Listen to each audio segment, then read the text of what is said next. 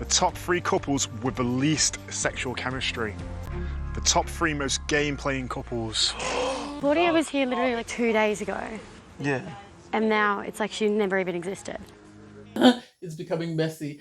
I don't know why they didn't read the tweets. I know they did the polls. I don't know whether that they didn't read the tweets because they felt that they would be very mean. And poor Rosie and Casey, they kept being called up to the podium and standing there.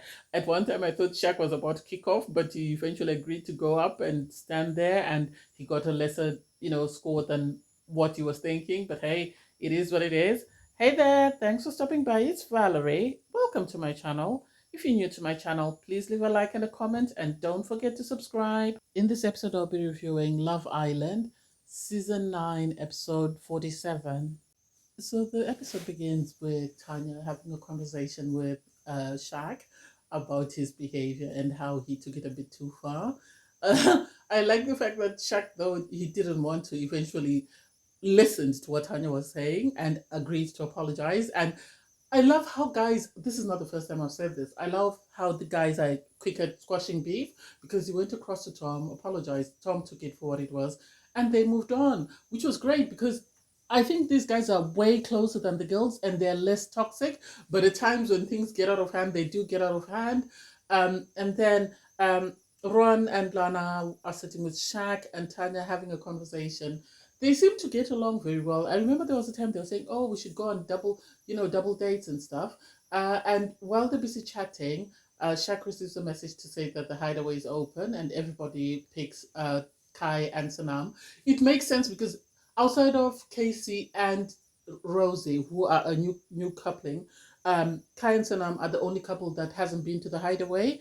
Kai was ecstatic and he was worried that Sanam might not be ready, but she was happy to go. She was happy to be going with him. I like the way the guys, made sure that Kai was ready and the girls made sure Sanam was ready. It's nice to see the girls sort of taking Sanam and sort of making her a part of the group, because when she first came after Casa, they really isolated her and her only sort of comfort in the villa was Kai. So it's nice to see her mixing with the girls.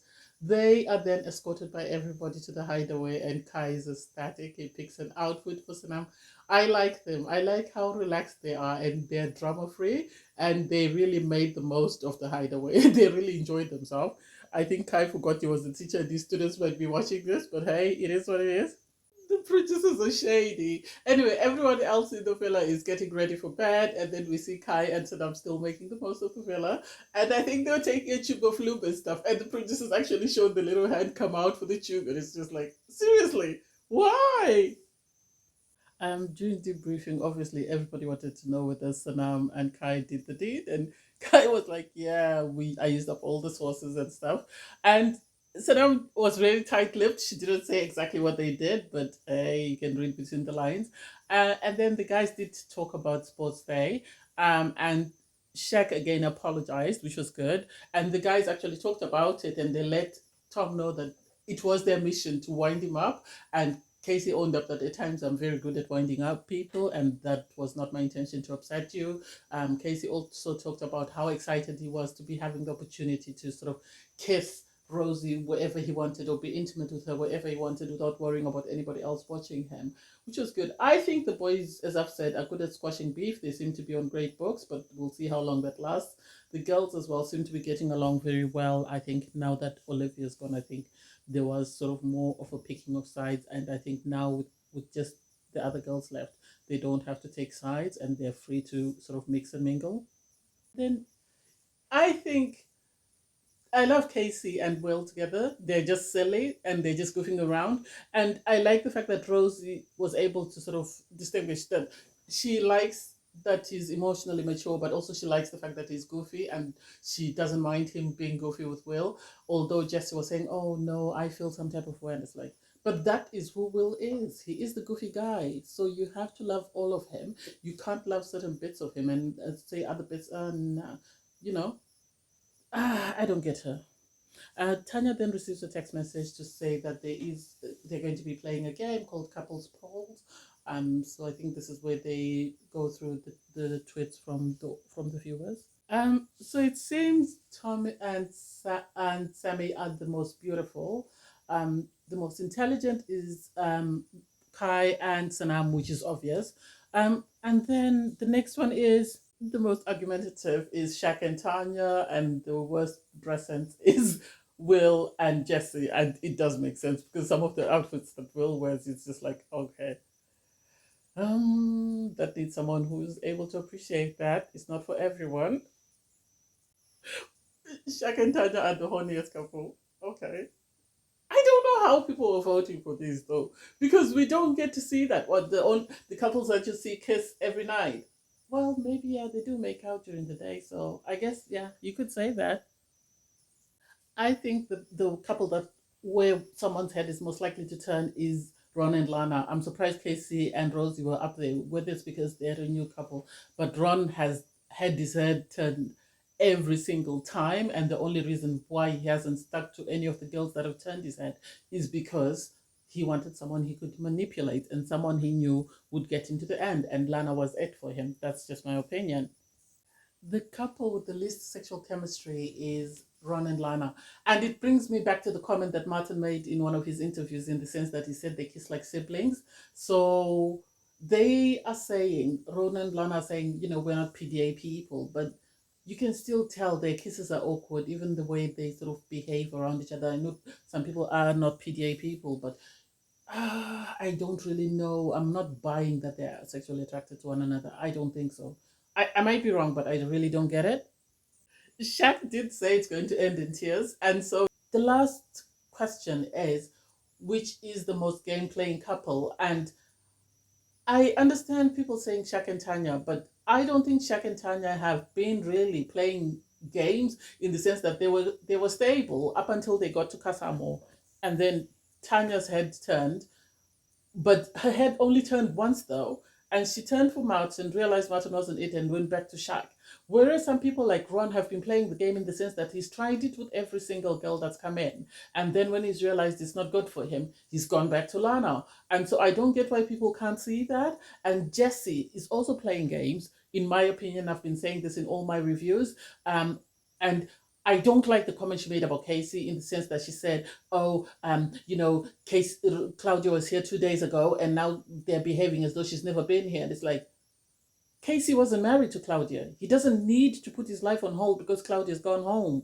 After all, you have been playing games. You told everyone you don't put up with guys cheating and stuff, and yet you've gone back to Will. You say you don't like certain things about him.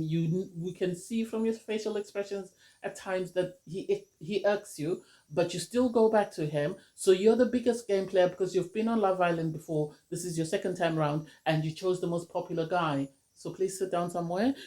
Although I think Shaq stirred the pot. The fact that he said, Ron chose Lana because he knows Lana is liked by a lot of people, which is the truth, but he doesn't need to say that. I wish Shaq would learn that he doesn't always need to say everything that he's thinking or everything that he hears. And this was the problem that he had with Tanya last time. I don't know why he doesn't learn.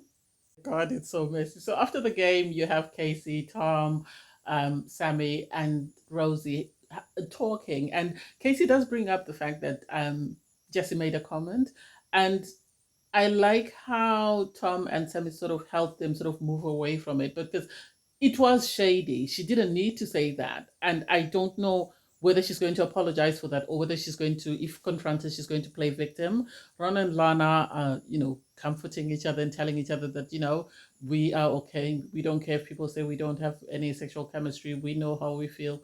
We're saving our PDA for when we leave here. And it's like, why would you do that? If you really like someone, do you have to put them on the schedule for PDA? But hey, it is what it is.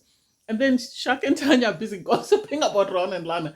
And they're sitting right next to each other. And it's just like, this is not a good. I get where they're coming from when they say that maybe Ron lashed onto Lana because she's very popular, and the same thing happened with Jesse and Will. But you can't say that to people's faces because they don't want to hear it, even if they're playing a game, because then they worry that their partner is going to know that and turn away from them. So Ron might be worried that Lana will start thinking, oh, so does he really love me, or is he only saying this because he's trying to win the show?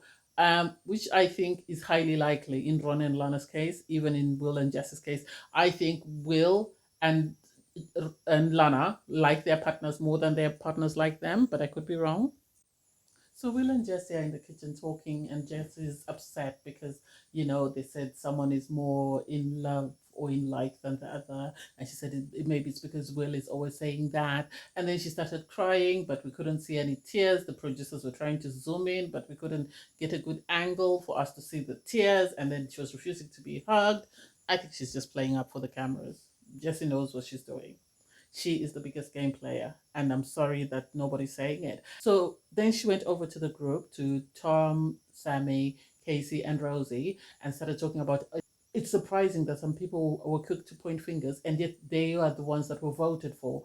And I have to give it to Rosie because she asked her that, do you mean us? Because Rosie and Casey are already upset at the fact that she made the comment about Claudia, and then she turns around, no, no, not you. I mean somebody else. And it's like, she's definitely pointing a finger at them, but she doesn't want to come across that way. This is why people were saying she's a game player, and Maxwell was saying this, and people turned on Maxwell and said, oh, you're wrong for saying that.